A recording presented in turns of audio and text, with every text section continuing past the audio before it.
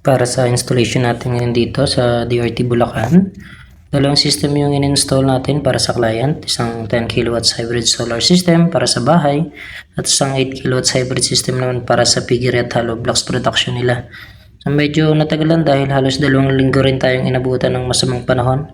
Pero dahil bungalow lang ang bahay, naging mas madali ang pag-akit ng 16 panels. So Serapin black frame to, 630 watts. Dalawang nagtataas ng panels at dalawa rin ang sumasalo sa taas. So pagkatapos yan, inilatag natin yung railings at ikinabit yung mga mounting accessories tulad ng L-put at connectors para straight ang takbo ng panel at alignment. So dahil dalawang MPPT yung inverter natin, so Solis hybrid inverter pala yung gamit natin dyan. Hinati natin yung panel sa dalawang series connection. Pagkatapos sa bubong, bumaba naman tayo sa main panel para sa wiring at pag-install ng safety devices tulad ng breakers. Naglagay din tayo ng ATS para automatic na maglilipat yung load kapag nag-brownout gamit ang backup port. So sa piggery naman, naglagay naman tayo ng isang mahaba at naka-array na 13 panels dyan.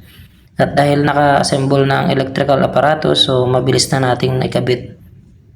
Para sa 8 kW system, hindi na tayo naglagay ng battery kasi kadalasan umaga ginagamit yung mga load nila katulad ng mga panglinis nila ng piggery. Sa dulo, so okay naman, successful ang naging installation natin. Kung may mga tanong kayo tungkol sa solar installation at interested din kayo na magpakabit sa inyong mga bahay o sa establishment ninyo, so message nyo lang ako. So ayun, thank you.